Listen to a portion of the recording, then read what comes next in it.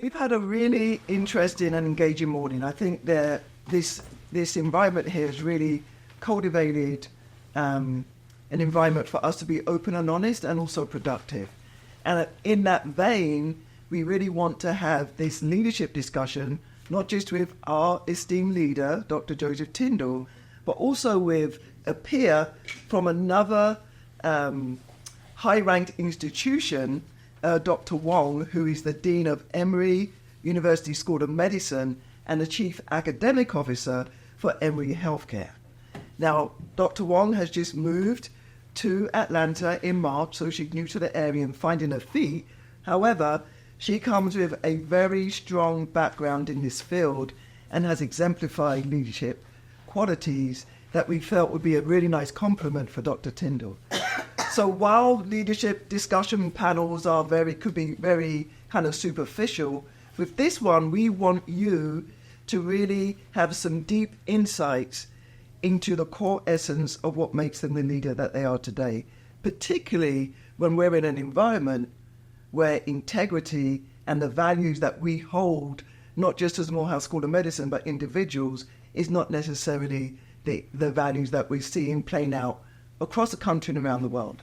So during these very difficult times, particularly as we move forward to an election, and silly games start playing and things just become very unethical, how do you stand still and lead in that environment and bring people along with you so they too can bring their best selves to work and foster that culture of inclusion, humanity, and compassion? So with that, we will dive straight into some questions, and I will start with our esteemed guest, Dr. Wong, and just really ask as a warm-up question, when you reflect, when you're in Atlanta and you're saying, oh, why am I here and how did I get here? Were there any pivotal or defining moments in your journey where you can pinpoint and say, that has really shifted me to being the Dean and the Chief Administrative Officer at Emory Healthcare? Yeah. So first, thank you all for having me here. Thank you for the invitation to join your retreat. I understand it's been really great so far. So, I think all of you are in a chair role. All right. Okay. So 4 months ago, I was a chair. And I would say maybe about a year and a half ago, I was talking to some of my section chiefs. And one of them said to me, hey, listen, the way you're kind of like talking and some of the things you're standing up for, like, are you with us or are you like not really advocating for the department anymore? And so to me, leadership, as you all appreciate, it's a point where it's no longer about you, it's about your team. And I think what some of my team members, my section chiefs, were saying to me are some of the things you're advocating for, some of the things you're standing up for, maybe not in the best interest of the Department of Surgery. And that's what I did. And I said, things that we do that are better for the institution, things that we do that are better for the hospital are better for us. But that was the moment that I thought, okay, maybe because of the mindset I was kind of getting, maybe it was time to look outside of a department role. And so I would say, you talk about inflection points throughout all of our careers. I would say that was the point where I thought maybe looking outside of department leadership was something that was for me. I understand it's not for everybody.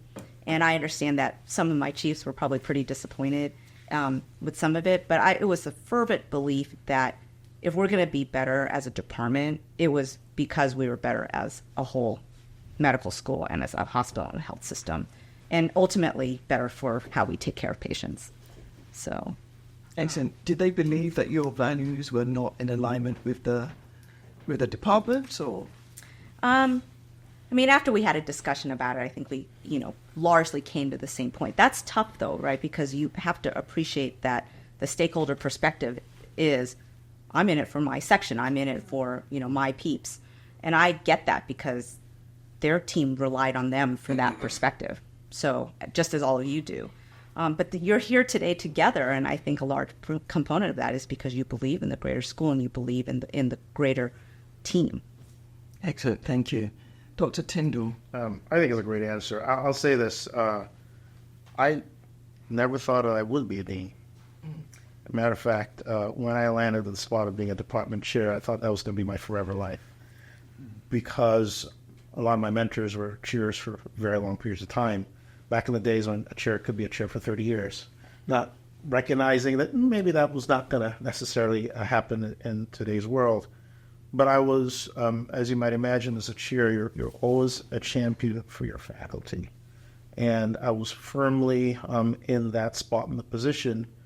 But a few things, I think, happened early on. I got appointed to the hospital board of directors for our academic health center. And I think that was one of the first real windows for me about, not that I didn't understand, but the importance of communicating the strategy of the greater institution, and how it's important to be able to sort of straddle that important line about advocating for your own faculty, but also advocating on the institution's behalf to your faculty.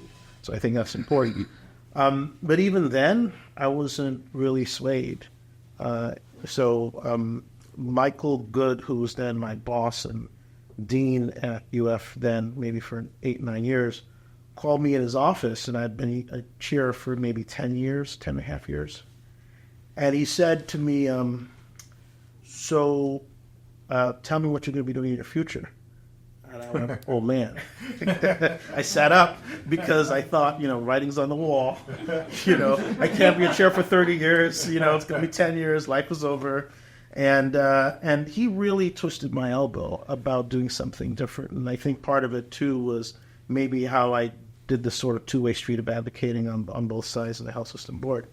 So he pushed me to apply for the Dean's Fellowship Program. The Council of Deans has a fellowship program. It's a year-long program that allows you to really understand what being a dean is, and oftentimes people will decide if they should be a dean or not, going through that program. So long letters written, all that, got selected to be a Dean's Fellow, Council of Dean's Fellow, I think it was back in 2017 or 18. And that was in, I think, May. And then, so I was excited about it. I planned my field trips. I knew I was going to spend several weeks with. And then Mike Good decided he was going to leave and go to Utah and become the Executive Vice President for Health Affairs there, and left the Dean's position open. And so the interim president looked at me and said, hey, do you want to be the dean, at least for the time being? I thought it was going to be 6 months, it could be 8 months, a year. I thought about it, gave me a weekend to think about it. Because as an interim president of the health system, he said the president of the university gave him an hour to think about it. Matter of fact, the story was, at the very same time, the president of the health system also retired. And so the president of the university talked to the gentleman who became interim and asked him to take on the role. And David said, how much time do I have? And the president said, I'll just step out the room. Literally. So he didn't quite do that with me. He did it for a weekend and allowed me to come back. And I said, great, I think I'll do it. I called WAMC up. John Prescott, that was then the chief academic officer. I said, hey, I'm going to do this new gig. He said, what is it going to be? I said, I'm going to be the interim dean at UF. He said, all right, you're out of the fellowship program. And he kicked me out of the fellowship program. So I had the shortest tenure ever of a fellow on the Dean's Council. But I will say that opportunity really created something very different for me. I began to think differently. I began to think much more strategically, much more institutionally. And it opened up a vision of the innards of an institution that I hadn't seen before. So you think about it, you're sitting at a stage, you're looking at a play, and the play is moving along.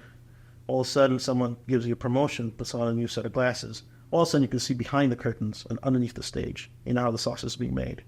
And once I saw that, it was very difficult for me to sort of retract away from that because I understood the impact that could be made. And so that was, for me, probably the pivotal journey. Excellent.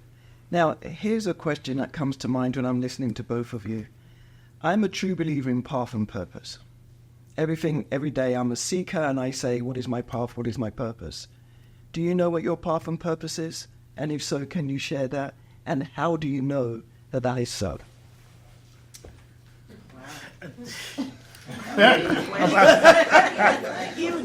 We're keeping her, right? She's my chief of staff. She's my favorite chief of staff. It's such a good question. Yeah. And I would say at the end of the day, any week, any month, any year, any position is the impact that you can have. And for many of us, it's the impact on patients.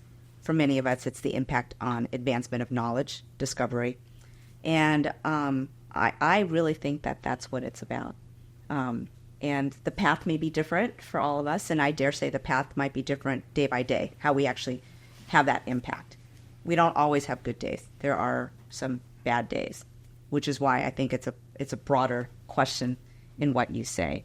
But that is really what it is about, because that's the long game, is what kind of impact and what kind of difference you can make in the world.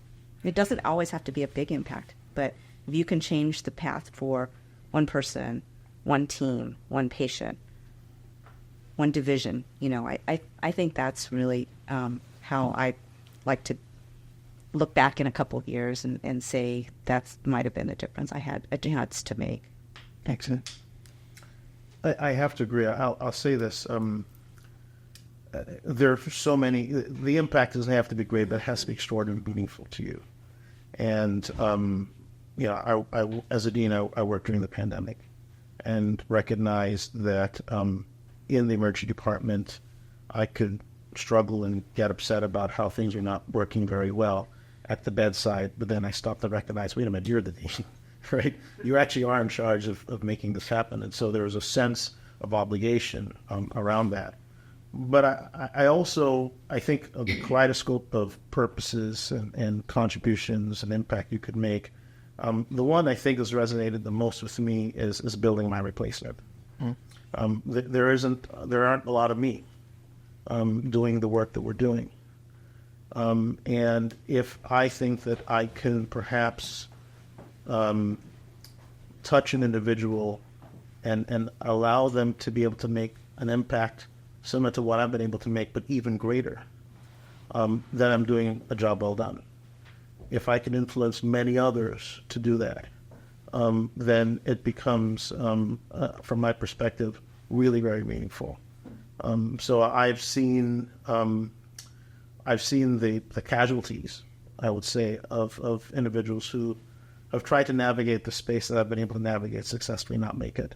And so from my perspective, as I've said the story many times, entering to the halls of Morehouse School of Medicine and sitting in the executive boardroom, lunchroom, and speaking to students during the recruitment phase, hearing their story, hearing the impact they wanted to make, and understanding that I could be the wind behind their sails, sold me, and creating an even more meaningful sort of impact factor that I believe being here was going to allow me to be able to do and deliver. Excellent.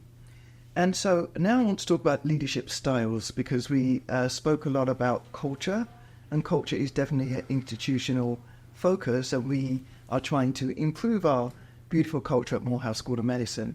And part of that is how people lead. And somebody said to me in my early years, your boss determines the weather.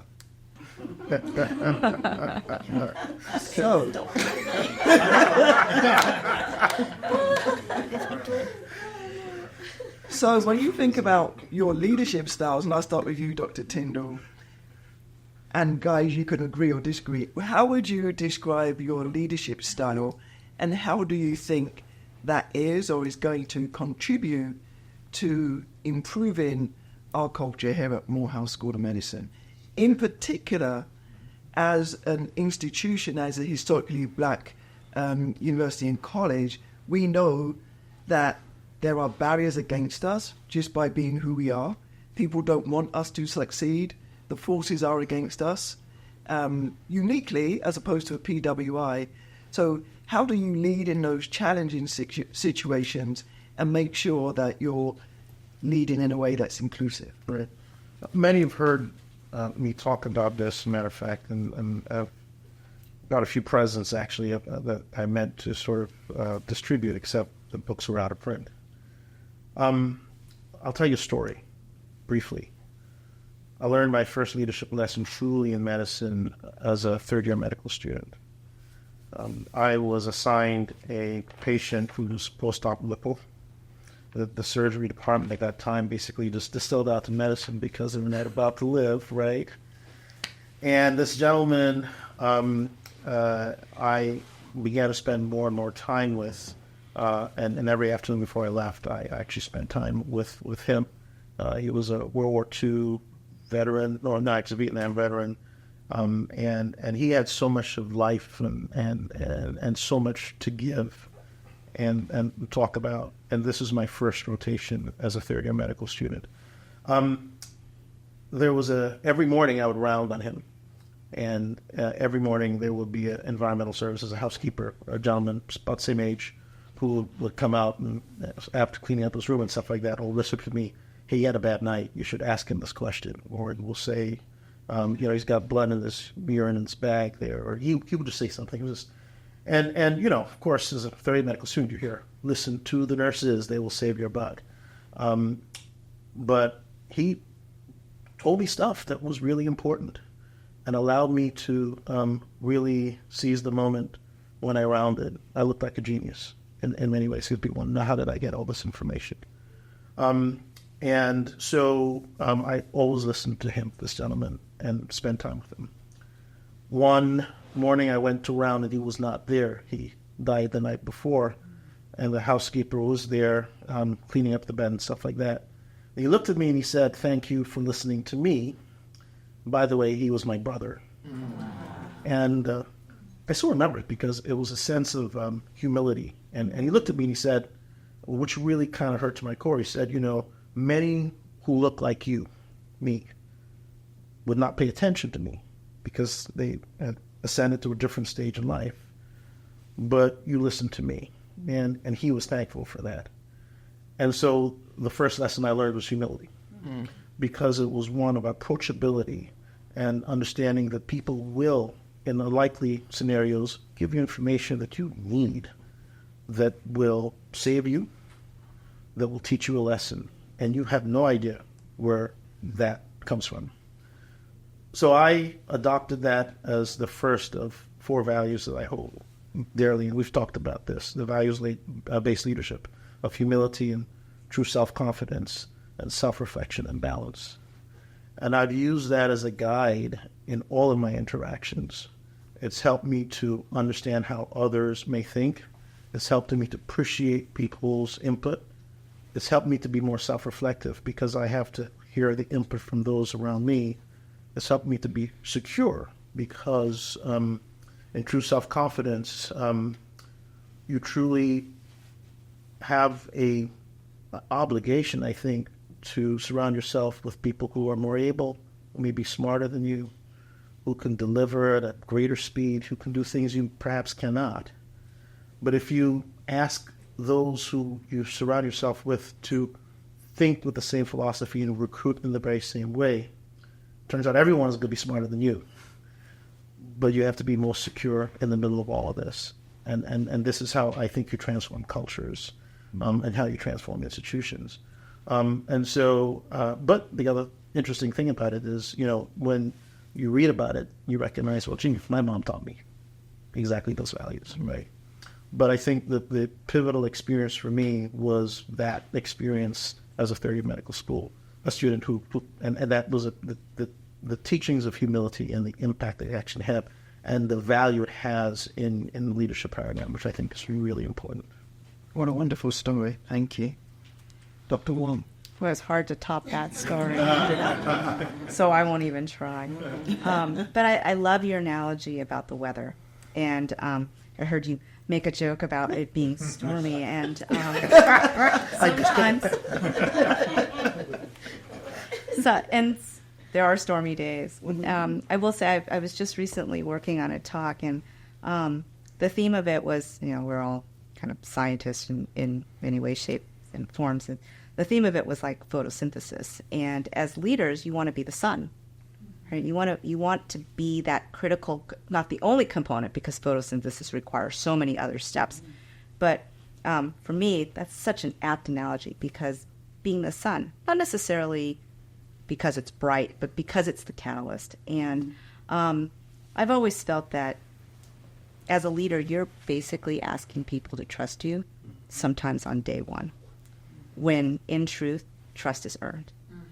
And that is the thing that is really tough, is because in some situations, you really are, like during the pandemic, you basically walking into a situation and this is what we have to do. But I think more strategically, it does have that opportunity to build a team, build that culture, and work on that culture. Because that notion that a leader is top down is really what I think devastates a lot of organizations, devastates a lot of teams, because it's not my team, it's our team. And it is our mission, not something that somebody thinks of. This retreat is wonderful because you had an opportunity to sit together and really kind of think about things. And I think really and truly that is convening leaders to be even better as a team and have that understanding. So I think leadership styles have to bend with the situation. And I think sometimes it really does require a little bit more kind of command and control, emergency crisis situations.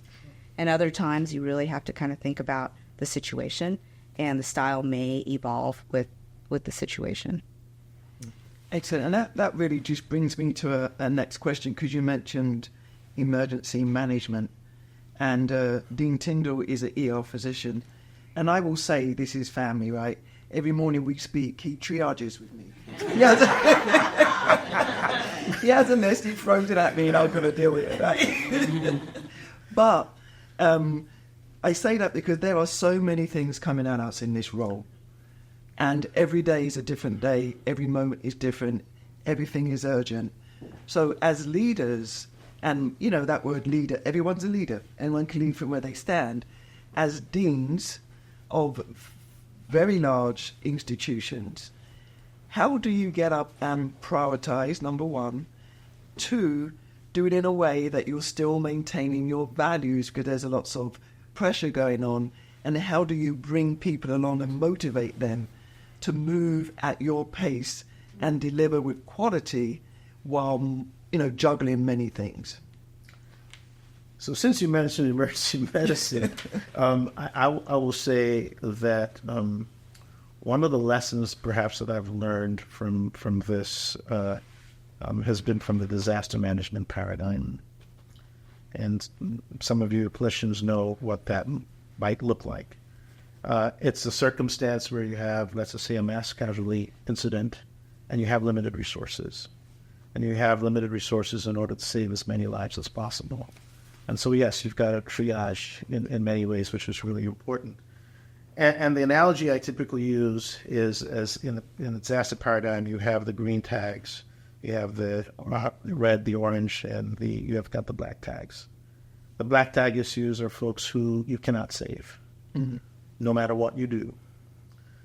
It's a dramatic look oftentimes, and you want to try to save that individual, or should I say, that circumstance. But there's certain disasters it's not worth your time even investing in. And I think that those who are, let's just say, less understanding of the process of triaging will go after the black tag items and lose themselves there, because they're losing all kinds of resources trying to resuscitate something that cannot be resuscitated. So that's one triage. Green tags, they're the fun ones. In the clinical setting, these are folks who have finger cuts and, a little bit of trauma here, but they're not hurt. They're not injured. They will not die. They will live another day. But they will suck up all the oxygen in the room, and they will go after you in every way, shape possible. And your job is to tell them, you're going to live another day. Your situation and circumstances does not need my attention now. Please move aside so you can actually focus on those that you have to focus on, because if you don't, they will die on you, right? And so that's a triage process. You have limited resources. You got to choose really carefully every single day where you put your energies in, what you can, A, resuscitate successfully, and 2, situations of circumstance that you need to prevent from becoming black tag items where eventually you cannot resuscitate. Right? Both ends are really important to pay attention to. And it's funny because it is, that's how I felt when I first became an urgent dean. I had so many issues thrown at me, and you just didn't have enough time in the day to go after them all. So you really, truly had to push things aside for those who were green tags and running around. And you know those folks, they'll come in your office, and they'll spend every day trying to persuade you of something, and it's not really necessarily meaningful. Now, not saying that they should not be paid attention to, but you can do it at another time. You have to really be able to elucidate those issues that you need to focus on and concentrate your effort and attention to in order to improve or not let actually deteriorate. Excellent. Dr. Wong? Well, I love that answer, and things couldn't be more true in kind of emergent situations. That's probably true for nights on call, Yeah. right? Yeah. You're the only one there, and you're the only one covering a large list or a large census of patients. You know, what I would always say is for, you know, if it's not kind of that mass casualty type of situation, is that if somebody brings something to you, it may not be important to the bigger institution. It may not be important to the dean's office. But somehow or another, it's really important to that person, right? Because I think most people recognize scarcity to a certain extent, some more than others. And I think a lot of times it is empowering people to be able to manage their own situation. So really giving people some license and some agency over their own problems. But I really think that in some ways it's about leveraging the team. Yeah. So really just thinking about, you know, who can own this problem other than kind of like the proverbial point person for everything. And, you know, I always, you know, you hearken back to like, if you can't care about this, I don't know how this is ever going to get solved. You have to kind of get people to buy in. You kind of have to get people to have some ownership over the problem. And as leaders, I think a lot of what we do is remove barriers, resource whatever we can potentially resource to kind of get things done. That, of course, doesn't work in an emergency situation. Totally recognize that. True, but I really love the answer about the fact that, you know what, the problems that someone brings may not necessarily be important to you today to solve, but it's important to them. And it's really incredibly important to pay attention to that in many ways. So I think that's really critically important answer, too. Excellent. And now we're going to talk about being vulnerable. Because if you read up about leadership, Renee Brown and others talks a lot about being vulnerable. And in the area and field that I read, people really respect vulnerability. They see that as a strong sign of a leader. So I'm going to ask you two to be vulnerable. You both are sitting here very well put together, very confident, everything is going right. It appears. Very good at decision making, very good at leading. Can you share a time, if you choose, that you made a huge, I will never say mistake, the decision you made was not the right decision and it had a negative impact and you kind of regret it, but you've learned and grown from it? So who wants to go first? There are so many examples of that.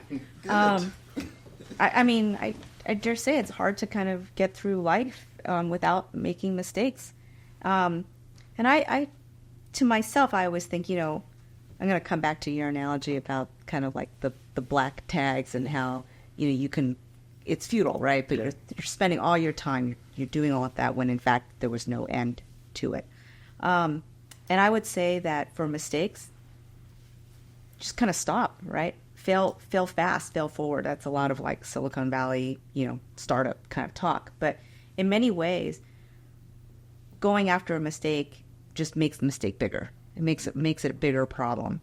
And so I kind of think that like if there's something that's gone wrong, you got to do some damage control. Kind of got it to stop spreading anything worse. Own the problem. Right? Cover-ups are bad. That's in many ways like the downfall of many things, not the actual thing itself, but the cover-up or, you know, trying to, you know, make little of it. So I always believe in owning it. And I think learning from it really quickly is kind of the key, and making whatever reprimands can be possibly done. Listen, I've made a lot of mistakes. Sometimes you have to make quick decisions. Sometimes, and all of us make decisions sometimes without all of the information we would have loved to have had. We do this in patient care. We probably do this in our everyday jobs. Sometimes you can kind of halt and get more information and maybe switch directions, but that's not always possible. That's a great way, right? Kind of like a near miss or a great catch, right? But when something just goes wrong, sometimes just owning it and being really authentic about it, apologizing to the right parties, trying to make it right, but moving on, and giving everybody permission to move on. So, I mean, I've read situations wrong. It wouldn't surprise any of you. You know, you spend years working on a relationship, you know, building something, and then something happens, and a lot of the planning, a lot of the time, a lot of the effort, a lot of the resources, all of that stuff that goes into it just comes to a grinding halt because something was read wrong. A key and pivotal thing just didn't go the way you wanted it to go. In those situations, you hope you have some background and some safety net, but sometimes that's not always the case. And I think a lot of times it's about owning it. You know, I would think of a recent example. You know, you think about all of us in the midst of thinking about how we build relationships for patient care, how we think about working relationships, collaborations. I mean, in my previous position, we had a lot of situations where we were trying to build collaborations, trying to get groups to work together better around patient care. And sometimes you misread the situation, get it wrong, and that whole relationship just doesn't work out. And people feel bad. A lot of resources had gone into it, and you basically apologize, put it on pause, and sometimes it's not salvageable, but then it hurts more to keep going, so you just kind of stop, and you hope that at some point you can recover it, because sometimes time does heal things, sometimes it doesn't. And when you're new at a place, people will tell you stories about, oh, well, you didn't realize, 15 years ago this happened. Okay, good. But right? This happens to all of us. You make a note. I make a note of it. And you hope you have a little bit of rookie advantage in some of that. Thank you. I make mistakes all the time. You just don't see it because I quickly course correct. I mean, my mistakes are not presidential, but, they are nevertheless times where you have to learn. I think from my perspective, I talk about the fish or cut bait story. I am always in my life been a fisherman. What does that mean? It means that I would, if I see a glimmer of hope, I'm investing in that individual, that person, that recruit, because I want to see the best. And sometimes you invest so much of your time and energy and effort, you get blinded, and you don't recognize that oftentimes cutting bait might not only be good for you, but also for that individual. And I've learned that lesson the hard way multiple times. And one really good advisor to me said, you know what, the problem is that everyone's got a hard shell and a soft interior. But your soft interior is too close to your shell that's not too hard. And you sometimes have to course adjust in terms of how you balance that and manage it so you do not make costly mistakes in the process. I have to be vulnerable about, and I completely agree with you, when you do make errors, and we learn this all the time, we've learned this in clinical medicine. You learn this when you actually have to sit down in front of a patient or a family and disclose. It's one of the most painful moments you could ever actually go through. You learn to be very vulnerable there. It is extraordinarily important that when things don't go right, that you take responsibility. You don't cover it up. You don't shift the blame. You don't look at somewhere else. because in the end, the buck stops with you, and you have to be able to absorb that and embrace that. But there are lessons learned about vulnerability, because I do believe that it's propagated in the right way. If you're vulnerable, it means that others around you, others in your organization, are also much more likely to be able to say, well, I made a mistake. And I can't tell you the benefits that reaps when you actually are able to create that kind of culture within an organization. Vulnerability is important. It is extraordinarily important to ensuring, a culture of high reliability and a culture of high quality, as we know in clinical medicine, is extraordinarily important. So yes, I've made mistakes every day. When I go home, my wife will probably tell you I've made a mistake 100 times, and I have to confess and get it right. But every time you try to get it right, it's a lesson learned, and I think it makes you a better human being. Exactly. Wonderful answers. Thank you. I'm going to ask a couple more questions and I'll hand it over to the floor. So think about your questions. Emotional health. That's very important as a leader. Physical health and emotional health. And as we all know, burnout is real. Stress, toxic stress, high allostatic load, whatever you want to call it, it exists in our environment. So the simple question is, how do you manage your emotional and physical health? So I think it's the work that we do is oftentimes extraordinarily stressful, and it really does depend. I mean, it depends who your boss is. It depends upon the situation and circumstance. But being a dean is extraordinarily busy. A friend of mine talked about being a dean as a fire hydrant surrounded by a pack of dogs. And you really have to ensure that in all that you do, that you try to achieve balance or an alternate.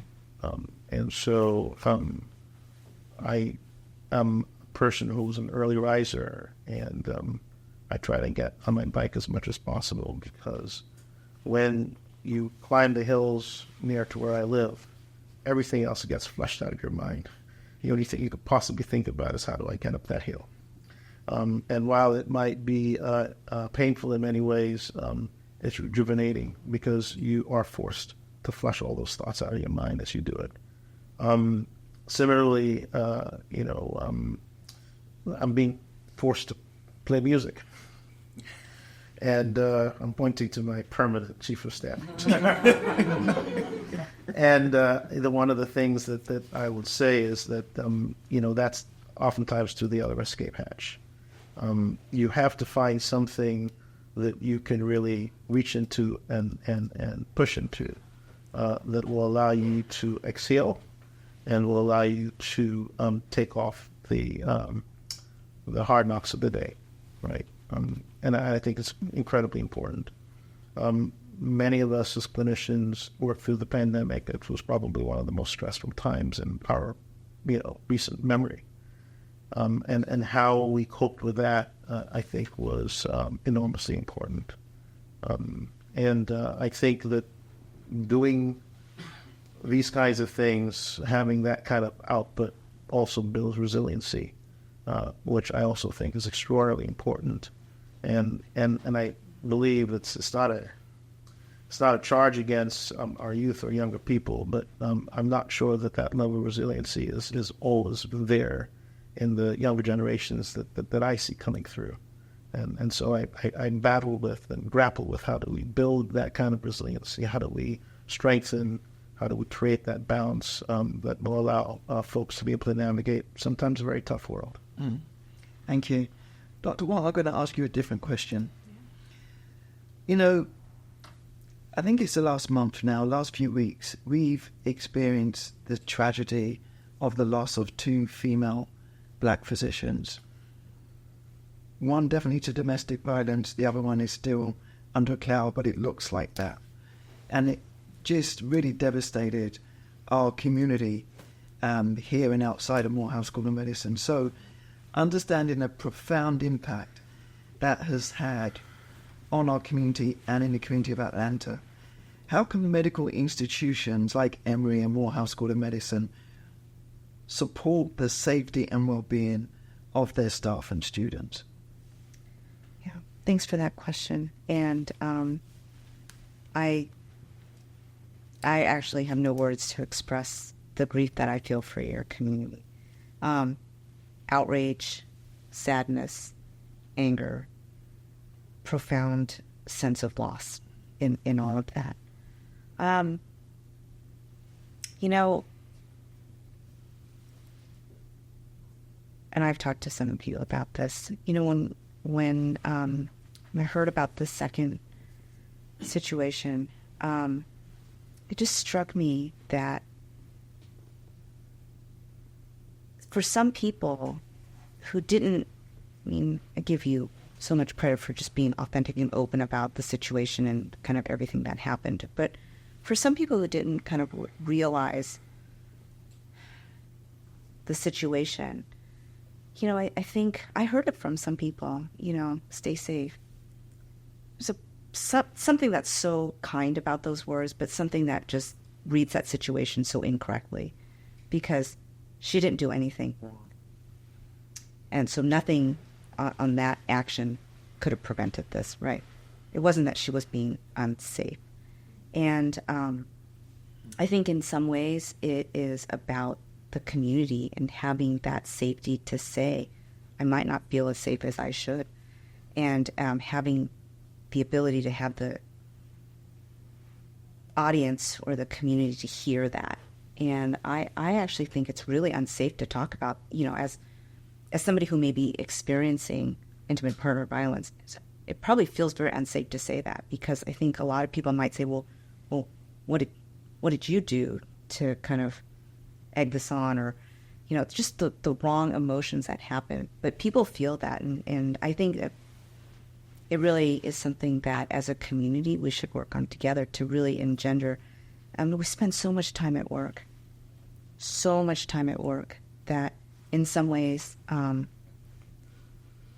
think that does, I mean, back to kind of the original question, it does feed burnout a little bit, but on the other side of it, many people were sort of saved by coming to work during the pandemic because there was that sense of community at work. You know, people who didn't have a place to go to, they suffered in a different way. And so that's why I think having a community at work, in a school, in a hospital, right, is really important, because that could potentially be a game changer in terms of saying maybe something isn't right at home, and a way to potentially screen for it, a way to potentially have some resources behind it, because it's insidious. And I think as a community there are ways that we can probably raise awareness around it and build some support in. I'm still learning about it, but I really feel like there are ways to build that into a community. Just right now, you're still healing. You're finding ways to support each other in the post-traumatic time. But I think in terms of prevention, how to make everybody feel a part of the community and raise awareness around it, and try to find ways to really put an end to it, would be some way to come out of it and be supportive of the community. We know it impacts minoritized communities more. It's a shocking rate in medicine. Absolutely shocking. That's us, right? That's what we do. It's our community. You know, I'll speak into this a little bit because, you know, and thank you for your words, because, you know, it's one of the first calls and I got, you know, from Sandra. It is, I don't know what the solutions might be. My own sort of horrific exposure to intimate partner violence was as a emergency medicine, you know, faculty member, right? Where you don't want to get that call from a colleague when you on your way home. Did you see that patient last night that you sent home? right? It's a deep-seated social problem. Well, we got to figure out a solution to. I was relaying what happened to a mentor of mine. I was out at early dinner, and she looking at me as I told the story because it was in my mind and had to sort of get it out. And she looked at me straight in the eye and said, "That happened to my sister." Mm-hmm. And it blew me away because it tells me that what we're seeing in terms of these tragic outcomes is just the tip of the iceberg of a much deeper problem that we have to explore, we have to understand, and we have to figure out. And it requires awareness and conversations on both sides of the gender, all around, because it doesn't only occur in cisgender, right? You know, this is really an issue that we have to think through, and it happens in medicine a lot. It happens in our minority communities a lot. I think it's a social issue, it's an economic issue, it's an education issue, and we know at Morehouse School of Medicine, especially, we're teaming up to really have some national conversations about how we can really bring awareness and focus on how we could create solutions. There's going to be a hard problem to solve. But we got to go after it. We absolutely have to go after it. If in just the name of the individuals who suffered as a result of this, it's such a blight. Mm-hmm. Thank you. And with that, can you transition to the piano? You know, I have been playing the piano from a very early age, since I was 5, because my parents could not play and did not play. I was the kid who would be taking lessons and watching my fellow colleagues playing basketball, yes, in Storm and Norman, right out there, and wanting to be out there but couldn't, because the moment I looked, I probably got a flick or a little, corporal punishment was in play during those days, right? So you got a little slap, pay attention. And there was a point in time where I really wanted to quit. I just didn't want to do it.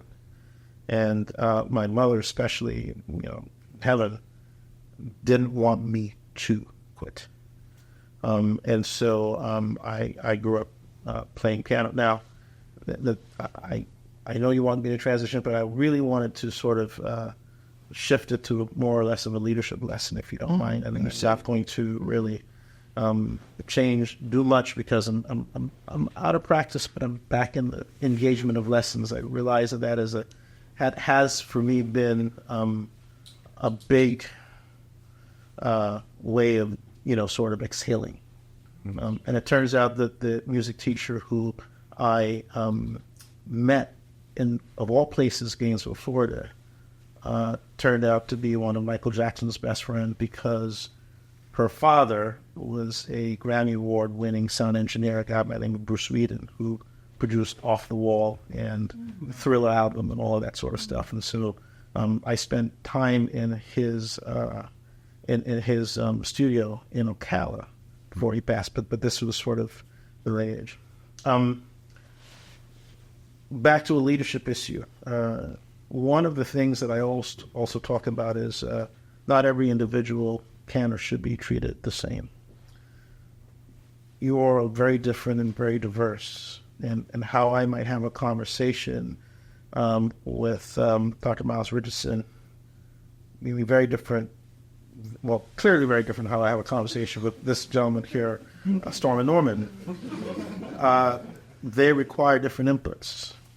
They require different types of attention, different focus, in order to get to the yes or the engagement that I need from Dr. Miles Richardson, or Dr. Gardner, or anyone in this room.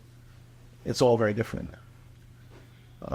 Some leaders will play everyone the same way. And from my perspective, if you do that, you don't necessarily get the optimal output.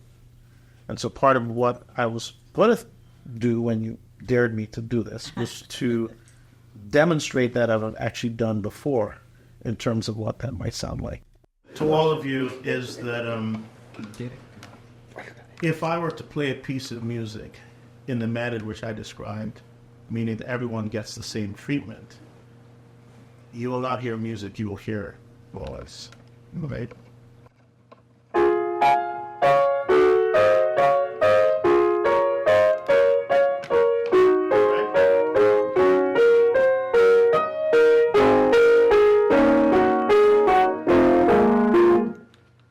That's not music. But if everyone is given their own special attention and focus, it changes the complexion of the output.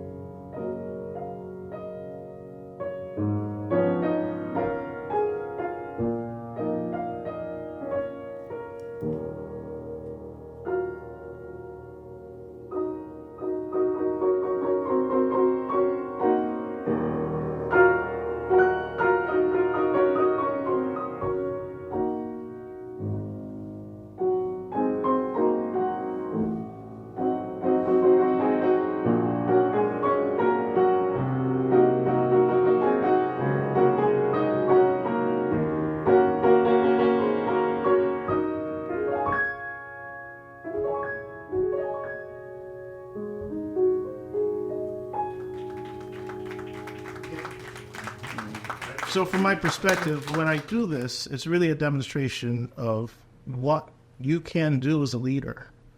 And understanding, from my perspective, that every individual deserves their own intimate attention. And you get better at this over time with practice, in recognizing how people respond and how, therefore, you have to respond to them, and how you course adjust in order to get the best out of it, right? So again, very same thing. Equal attention.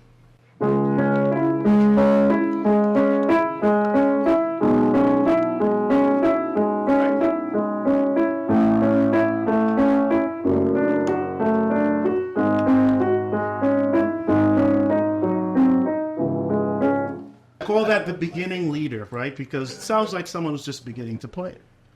But if you think about it, and every note is caressed differently, different velocity, different sensitivity, it becomes this.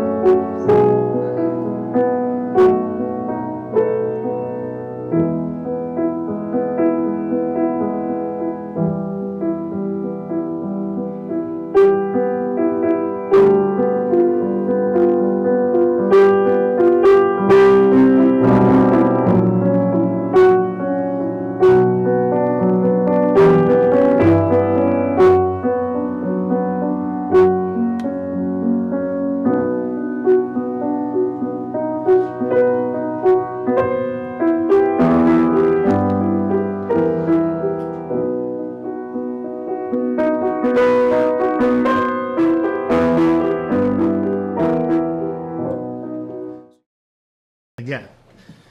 So, lessons in leadership is what I tell people. Be nuanced about what you do. The importance of it is really getting the best out of your relationship with an individual.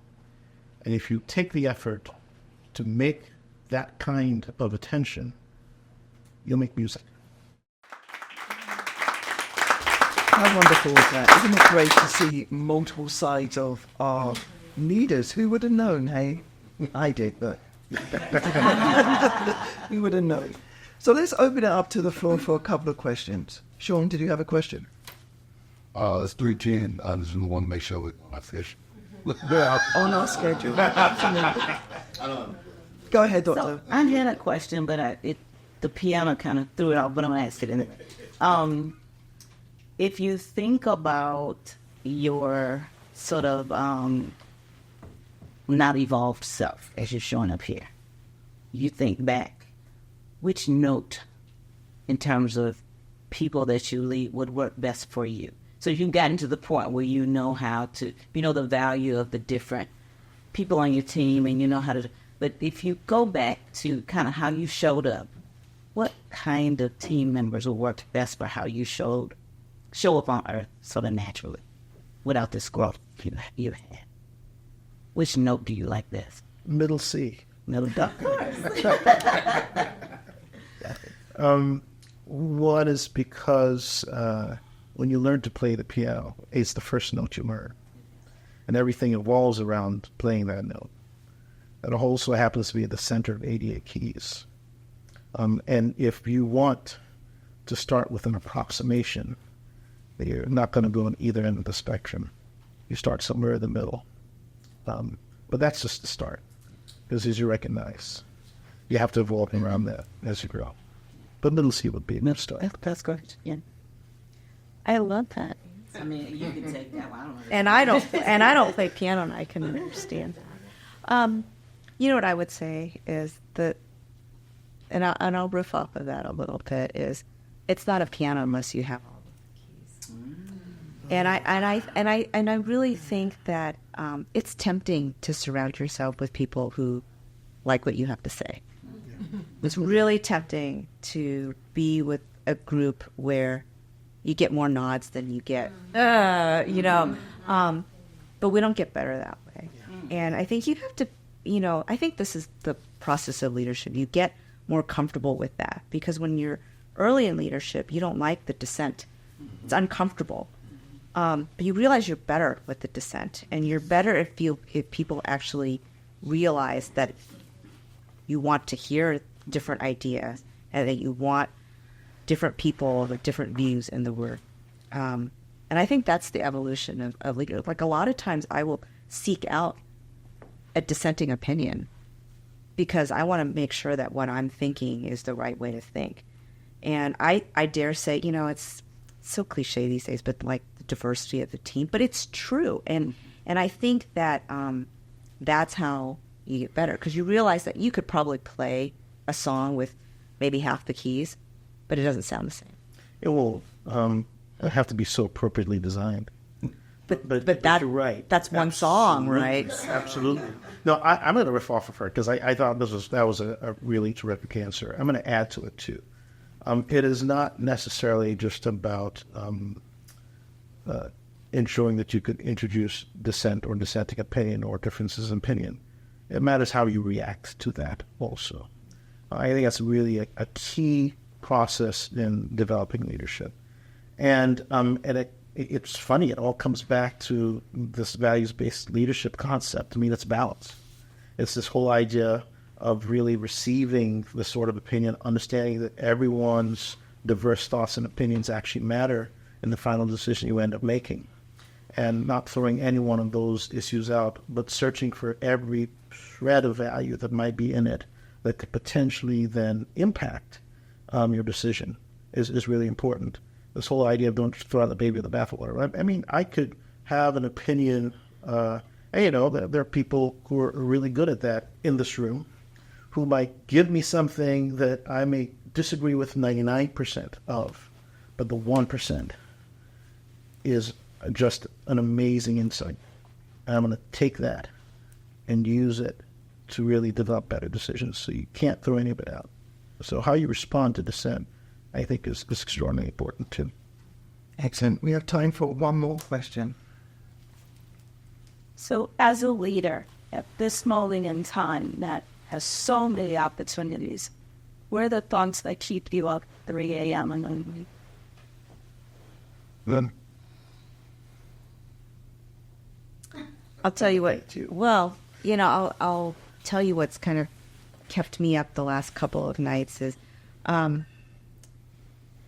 we're having start of a new semester, a new kind of class of students coming in. So this is really live time. Maybe not the global view that you're looking at, but there's a global point here. A lot of people said, the spring was rough. We had protesters on campus. There was a lot of controversy around that. Commencement, and then, I think on many college campuses, on many of our campuses, a relatively quiet summer. And I think a lot of people felt like, maybe it'll stay this way, which is such an artificial construct. And so I think in thinking about how we approach a new class, new people on campus, fitting in with people who've been on campus, and know that this quote-unquote summer reprieve is artificial. And I think that this, a lot of the internal struggles are around free speech, open expression of ideas, space to have conversation, avoidance of a cancel culture, feeling safe and feeling brave, and yet understanding that many people are very silent. And while I think a lot of people feel like that's okay, I personally worry about that as well. And so there's all these kind of different things, and really trying to make people feel safe on campus, making people feel safe to express their views, but making sure that we don't get complacent in thinking that we'd rather not hear those views. I mean, actually, that, globally, that's a bigger concern on any of the issues facing us today, right? Any and all of them. And not to just bring it down to one or two issues that we're seeing on our campuses. We have local issues here in Atlanta. Right. We have regional issues here in the state, and there are huge national and international issues. And that has really kept me up at night, because our focus is on education and patient care. That's what we focus on. And I worry about being able to meet our goals and our missions without dealing with some of the bigger things. And that to me is really hard. And quite honestly, has kind of kept me up since I've been here and really kind of seen it up front. Well, to answer your question precisely, I'm dead asleep at 3 a.m. in the morning. Not like wait. Now at 4:30 a.m. I'm up and I'm just thinking about how to keep my job another day. No, in all seriousness, though, the things that worry me are probably a projection through my 3 children. So I have daughters of the age of the young women who tragically passed away, who are in that sort of scene, beginning to date or dating, interface with all of the things that we see around mental health and anxiety, around the world, around politics, around their ability to navigate, and all of those sorts of things. And in them, they actually project to me up close and personal, perhaps what our students are going through, knowing that in our position, especially Morehouse School of Medicine, probably 80 to 90% of those students don't have the support system that my 3 daughters have. So that keeps me up, because I see the stressors that they go through, my daughters. But I can't begin to understand the stressors that some of our students actually go through. I'll say this as an example. I lived in 2 worlds. I was once a dean at PWI, University of Florida, during the pandemic. And I transitioned partway through the pandemic, and in 21, I got to Morehouse School of Medicine. It was like the tale of 2 cities, because the demographics of the student body were so different, and the utter experiences of the general student body were extraordinarily different in terms of the stressors of life that they had to go through. And, oh, by the way, make sure that they could study and pass step 1 successfully and be able to sort of reach their dreams. So, yes, I'm an early riser, and I do wake up really early But what I do, I probably think about that first experience on campus when students told me their stories and their wishes and how I recognize how I could impact them. I need to understand that while we have rich missions in research and in clinical care and direct patient care and so on, somewhere along the line, we're going to have people to execute those missions. And you and we will not be around forever to do it. It's these young people looking like my daughters, who will be given the opportunity to do that in the future. How I could help them succeed has become, in my mind, one of the primary motivations to do what I do. So I wake up thinking about that a lot. Probably because my daughters remind me about what it is I need to do when I see their experiences, live their experiences, understand what they go through every day. Well, that brings us to the end of what I thought and think was a very insightful, honest, vulnerable, thought-provoking discussion. I think your insights and little pearls of wisdom really resonated with me, and I hope they did the same for the audience. I think it's really important for leaders at your level to really, show up and be your true selves, and you definitely did that today.